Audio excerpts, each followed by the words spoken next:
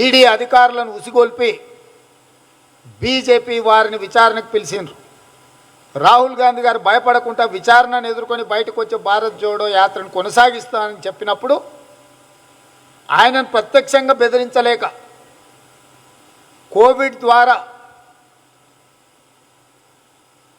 సమస్యలు ఎదుర్కొంటున్న శ్రీమతి సోనియా గాంధీ గారిని ఈడీ ఎదుట హాజరు కమ్మని చెప్పి బీజేపీ హుకుం జారీ చేసి తల్లి మీద ఒత్తిడి చేయడం ద్వారా, తల్లిని కేసులో పెట్టడం ద్వారా వారి ఆరోగ్యం బాగలేక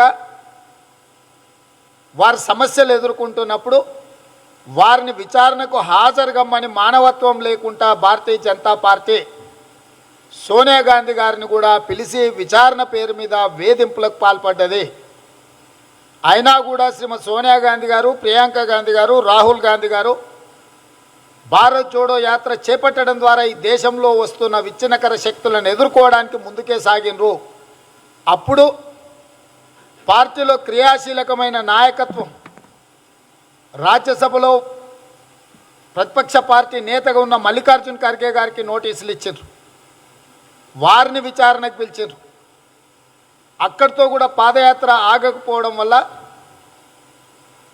కర్ణాటక రాష్ట్రంలో అత్యంత కీలకమైన నాయకుడు ఈ పాదయాత్రను నిర్వహణలో ఒక కీలకమైన బాధ్యత నిర్వహిస్తున్న డికే శివకుమార్ గారికి నోటీసులు ఇవ్వడం జరిగింది.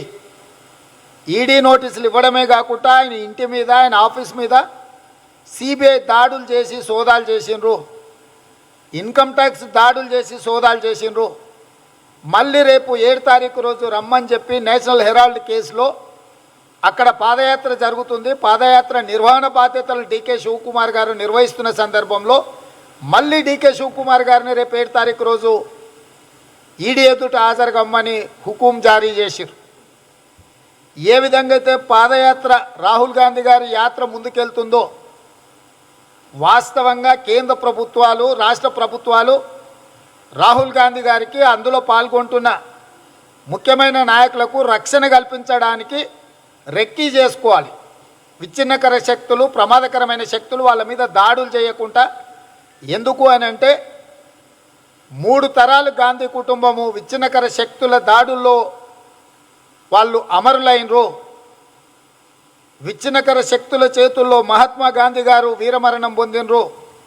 తర్వాతి తరం శ్రీమతి ఇందిరాగాంధీ గారు ఇదే దేశ విభజనను కావాలన్న శక్తుల చేతుల్లో వారు మరణించడం జరిగింది. ఆ తర్వాత రాజీవ్ గాంధీ గారు కూడా ఇదే రకమైన విచ్ఛిన్నకర శక్తుల దాడుల్లో వీరమరణం పొందడం జరిగింది. ఆ తర్వాతి తరం రాహుల్ గాంధీ గారు వారి మీద దాడులు జరగడానికి అవకాశం ఉన్న, ప్రమాదం పొంచి ఉన్న, తనకు వ్యక్తిగా వచ్చే ప్రమాదానికంటే దేశానికి పొంచి ఉన్న ప్రమాదం పెద్దదని చెప్పి వారు ముందుకొచ్చి ఏ పరిస్థితులు వచ్చినా ఎదుర్కోవడానికి సిద్ధమని చెప్పి వారు పాదయాత్రకి వెళ్ళినప్పుడు వాస్తవంగా భారత ప్రభుత్వము, అదేవిధంగా వివిధ రాష్ట్రాలలో ఉన్న రాష్ట్ర ప్రభుత్వాలు ముందస్తుగా వారికి బందోబస్తు ఏర్పాటు చేసి పకడ్బందీ కార్యాచరణతో రక్షణ కల్పించాల్సిన కేంద్ర ప్రభుత్వం రక్షణ కల్పించకపోను ఏ దారెంబడి రాహుల్ గాంధీ గారు పాదయాత్ర ఉందో ఆయా రాష్ట్రాలలో ఉండే నాయకత్వాన్ని ఈడీ నోటీసులు ఇచ్చి ఢిల్లీకి రప్పించి బెదిరించి వాళ్లను భారతీయ జనతా పార్టీలో చేర్చుకోవడానికి కుట్ర జరుగుతుంది, ఒత్తిడి జరుగుతుంది. ఈరోజు Bharatiya Janata party frontal organisations అంటే వాళ్ళ యువ మోర్చా కానీ, విద్యార్థి పరిషత్ కానీ, మహిళా మోర్చా కానీ, మైనారిటీ మోర్చా కానీ, దళిత్ మోర్చాలను వదిలేసి వాళ్ళ వల్ల ఎన్నికలలో నెగ్గము, వాళ్ళ వల్ల ప్రయోజనం లేదని చెప్పి అనుబంధ విభాగాలను అన్నింటిని వదిలేసి ED, income tax, CBI, central vigilance ఈ 4 ఏజెన్సీలను భారతీయ జనతా పార్టీ ఫ్రంటల్ ఆర్గనైజేషన్స్గా ఉపయోగిస్తుంది. ఇప్పటివరకు ఈడీ అంటే ఎన్ఫోర్స్మెంట్ డైరెక్టరేట్ అని మనం చెప్పుకునే వాళ్ళం. కానీ భారతీయ జనతా పార్టీ దాన్ని ఎలక్షన్ డిపార్ట్మెంట్ కింద మార్చింది. బీజేపీ ఎన్నికల నిర్వహణ చేసే ఎలక్షన్ డిపార్ట్మెంట్గా ఈడీని ఈరోజు భారతీయ జనతా పార్టీ ఉపయోగిస్తుంది. ఆ ఎలక్షన్ డిపార్ట్మెంట్ తెలంగాణ రాష్ట్రంలో శ్రీమతి గీతారెడ్డి సుదీర్ఘకాలం కాంగ్రెస్ పార్టీలో నిజాయితీగా సేవలు అందించి ప్రజలలో మన్నన పొందిన ఈశ్వరీబాయి గారి కూతురు గీతారెడ్డి గారికి ఈరోజు ఈడీ నోటీస్ ఇచ్చింది. సీనియర్ నాయకులు మహమ్మద్ అలీ షబ్బీర్ గారికి, సుదీర్ఘకాలం ప్రజా జీవితంలో ఉన్న షబ్బీర్ అలీ గారికి ఈడీ నోటీస్ ఇచ్చింది. సీనియర్ నాయకులు, మంత్రివర్యులు నిజామాబాద్ జిల్లా నుంచి ఎవరిని అడిగినా చెప్తారు వారి నిజాయితీ గురించి. సుదర్శన్ రెడ్డి గారికి ఈడీ నోటీస్ ఇచ్చింది. గ్రేటర్ హైదరాబాద్లో ఒక సామాన్యమైన కార్యకర్త నుంచి మొదలు పెడితే గ్రేటర్ హైదరాబాద్ అధ్యక్షుడిగా దాదాపుగా 40 సంవత్సరాలు కాంగ్రెస్, యూత్ కాంగ్రెస్, ఎన్ఎస్యుఐలో సుదీర్ఘకాలం పనిచేసి పార్లమెంట్ సభ్యుడిగా తెలంగాణ బిల్లు పార్లమెంట్లో వచ్చినప్పుడు, ఆ రోజు బిల్లు ప్రవేశపెట్టినప్పుడు జరిగిన సంఘటనలో బిల్లు ఆమోదం పొందడానికి సర్వశక్తులు ఒట్టిన అంజన్ కుమార్ యాదవ్ గారికి ఈడీ నోటీస్ ఇచ్చింది. అదేవిధంగా గాలి అనిల్ కుమార్ గారికి నోటీస్ ఇచ్చింది. ఇప్పటి వరకు గీతారెడ్డి గారు, మహమ్మద్ అలీ షబ్బీర్ గారు, సుదర్శన్ రెడ్డి గారు, అంజన్ కుమార్ యాదవ్ గారు, గాలి అనిల్ కుమార్ గారు 5 మంది తెలంగాణలో ఉండే కాంగ్రెస్ క్రియాశీలక నాయకులకు ఈడీ నోటీసులు ఇచ్చి ఢిల్లీకి రప్పించి బెదిరించి పాదయాత్రలో పాల్గొనకుండా చేసి పార్టీ ఫిరాయింపులను ప్రోత్సహించి బీజేపీలో చేర్చుకోవడానికి ఈరోజు కుట్ర జరుగుతుంది.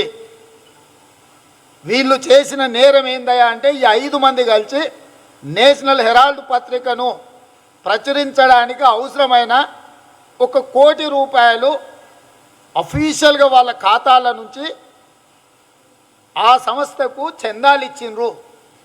5 మంది నాయకులు కలిసి 1 కోటి రూపాయలు చందా ఇస్తే ఈరోజు ఈ 5 మందిని ఈడీ నోటీసులు ఇచ్చి ఢిల్లీకి రప్పించి వాళ్ళని వేధింపులకు పాల్పడి రాహుల్ గాంధీ గారు పాదయాత్ర రాబోతున్న సందర్భంలో ఒత్తిడి చేయడం ద్వారా వాళ్ళని ఇందులో పాల్గొనకుండా చేసి అవసరమైతే పార్టీ ఫిరాయింపులను ప్రోత్సహించడానికి, భయపెట్టడానికి ఈ సందర్భాన్ని భారతీయ జనతా పార్టీ ఉపయోగించుకుంటుంది.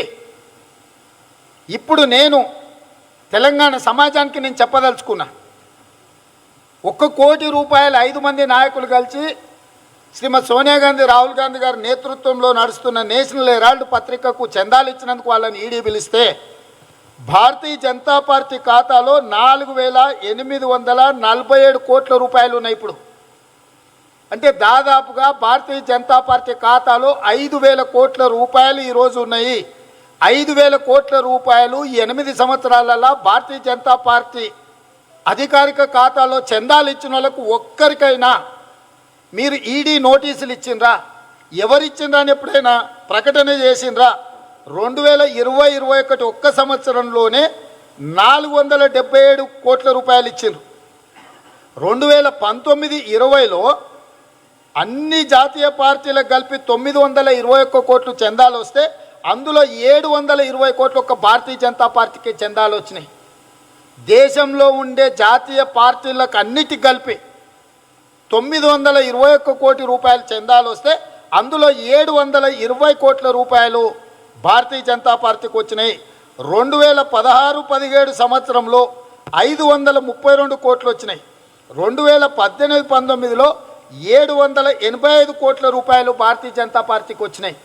అదేవిధంగా ఒక్క ఉదాహరణ చెప్పదలుచుకున్న 2017 నుంచి 2021 వరకు, ఈ 2020 వరకు దేశం మొత్తం మీద పార్టీలకు 6,200 కోట్ల రూపాయలు చందాలు వస్తే ఒక్క భారతీయ జనతా పార్టీకే 4,500 కోట్ల రూపాయల చందాలు వచ్చినాయి. ఇది అఫీషియల్గా ఎలక్షన్ కమిషన్ ఆఫ్ ఇండియాకు ఆ పార్టీ ఇచ్చిన వాళ్ళ యొక్క ఎవ్రీ ఇయర్ వాళ్ళ ట్యాక్స్ ఫైలింగ్ దాంట్లోకి వెళ్ళి చెప్తున్నది. ఇది ఎవరు మేము ప్రైవేట్గా పొలిటికల్ పార్టీస్ చేస్తున్న ఆరోపణ కాదు. అంటే ఈరోజు దాదాపుగా 6-7 సంవత్సరాలలో 5,000 కోట్ల రూపాయలు భారతీయ జనతా పార్టీకి అధికారిక లెక్కలు నేను చెప్పేది, అనధికారికంగా ఎన్నికల నిర్వహణకు, ప్రజాప్రతినిధుల కొనుగోళ్లకు, పార్టీ ఫిరాయింపులకు ఎన్ని వేల కోట్ల రూపాయలు భారతీయ జనతా పార్టీ ఖర్చు పెట్టింది, వాళ్ళకు వచ్చిన సోర్స్ ఏందని నేను అడగదలుచుకోలే. నేను అఫీషియల్గా నేను అడుగుతున్నా ఈరోజు ED, income tax and CBI ఆఫీసర్స్ని ఈ వేదిక మీద నుంచి ఒక రాజకీయ పార్టీకి 6-7 సంవత్సరాలలో 4,847 కోట్ల రూపాయలు బాండ్స్ రూపంలోనూ వివిధ రూపాలతో ఒక రాజకీయ పార్టీకి చందాలు వస్తే మీరు ఒక్కరికైనా నోటీస్ ఇచ్చిండ్రా అంటే మీరు ఒక్కరికి నోటీస్ ఇవ్వరు. ఎందుకంటే వాళ్ళు అధికారంలో ఉండరు. ఆ అధికారంలో ఉన్న వాళ్ళకి అనుసైగలలో పనిచేస్తారు. సరే, భారతీయ జనతా పార్టీ కేంద్రంలో అధికారం ఉంది. అధికారులకు భయపడి అధికారంలో ఉన్న వాళ్లకు ఈడీ, ఇన్కమ్ ట్యాక్స్, సిబిఐ భయపడి ఒకవేళ దాడులు చేయలేదు, నోటీసులు ఇవ్వలేదు అనుకుంటే ఓకే, పర్వాలేదు. హాయ్ ఫ్రెండ్స్, మా టుడే టుమారో యూట్యూబ్ ఛానల్ చూస్తున్నందుకు చాలా థ్యాంక్స్. మరిన్ని లేటెస్ట్ వీడియోస్ కోసం వెంటనే సబ్స్క్రైబ్ చేయండి. అలాగే ఈ బెల్ ని కూడా రింగ్ చేసేయండి. మా నోటిఫికేషన్స్ అన్ని మీ మొబైల్లో వస్తాయి. అలాగే మా వీడియోస్ మీకు నచ్చితే లైక్ చేయండి, షేర్ చేయండి, నచ్చకపోతే కామెంట్ చేయండి.